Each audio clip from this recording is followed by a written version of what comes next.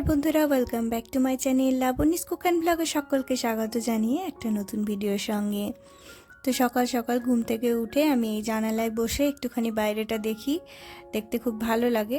সকালবেলা একটু বাইরেটা দেখলে বেশ ভালো লাগে, বদ্ধ পরিবেশ থেকে বাইরের সবুজ গাছগাছালি যেখানে থাকে সেই জায়গাটা দেখলে বেশ ভালো লাগে। তারপর বিছানাপত্র গুছিয়ে নিজের কাজে লেগে পড়বো।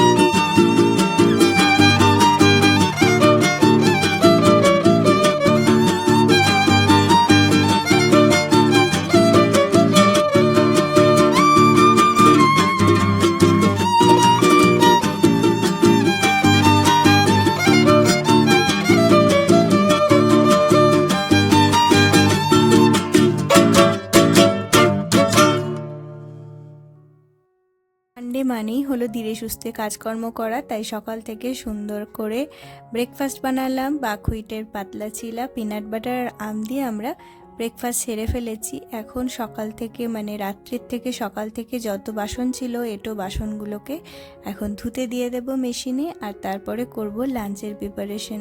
তার মাঝখানে একটুখানি ঘর পরিষ্কারে সাহায্য করবে আমাকে রোবট, তার সাথে সাথে আমি নিজেও কিছু কিছু জায়গা একটুখানি ঝাড়ু টাড়ু করে পরিষ্কার করে নিই।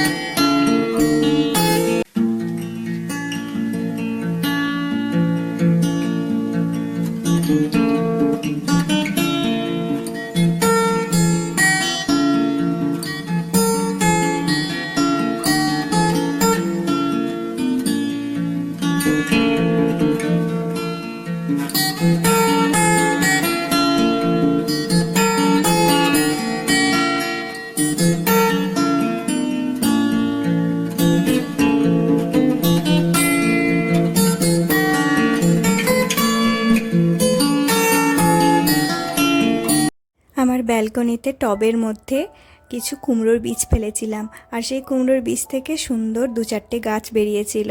তার মধ্যে একটা গাছ বেশ লম্বা হয়েছিল, তার লতা পাতা নিয়ে তো কয়েকটা পাতা একদিন খেয়েছিলাম, আর বেশ খানিকটা লম্বা ডাল আমি জমিয়ে রেখেছিলাম যে এর শাক খাবো বলে। কারণ এখানে তো কুমড়ো ধরবে না জানি, কুমড়োর তো ধরতে গেলে অনেকটা জায়গা লাগে এবং তার মাচা তৈরি করে দিতে হয়। তো যে কারণে কুমড়ো শাকটা আজকে খাওয়ার পালা। তো অনেক দিন ধরে অপেক্ষা করেছিলাম যে নিজের গাছের একটুখানি সবজি খাবো বলে। তো কুমড়োর শাকটা বাজার থেকে তো কিনে এনে আমরা খাই, কিন্তু নিজের হাতে লাগানো গাছ তার যে কী স্বাদ সেটা যে লাগায় সেই জানে আর সেই বোঝে।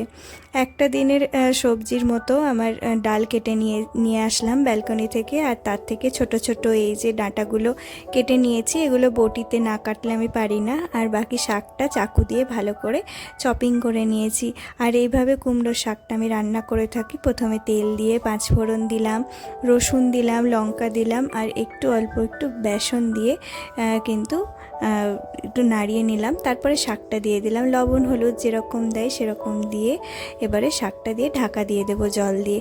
সেদ্ধ হয়ে গেলে তারপরে এই যে সর্ষে পোস্তর যে পাউডার সেটা তোমরা বেটেও দিতে পারো শিলনোড়ায়, আর এটা পাউডার আমার প্যাকেটে ছিল তাই আমি সেটাই ঢেলে দিলাম জলে গুলে। অবশেষে সর্ষের তেল ছড়িয়ে নামিয়ে দেব। চাইলে মিষ্টি দিতে পারো, যারা মিষ্টি পছন্দ করো না তারা মিষ্টি নাও দিতে পারো। আর এইভাবে শুকনো শুকনো করে নামিয়ে নিলাম। শাকটা খেতে ভীষণ টেস্টি হয়েছিল, ভীষণ সুন্দর হয়েছিল। এবার যেটা রান্না করব আজকে সেটা হলো সবজি, একটা আলু পটল সমস্ত কিছু দিয়েছি। আর কাঁঠালের বীজ খেতে খুব ভালো লাগে, তো কাঁঠালের বীজগুলোও কেটে নিয়েছিলাম। তার সাথে আজকে যেটা রান্না করব সেটা হলো সয়া চাপ। একদিন রান্না করেছিলাম শুধু সয়া চাপ, গ্রেভির মতো করেছিলাম। আজকে সয়া চাপটা একটু সবজির সাথেই রান্না করব ভাবলাম।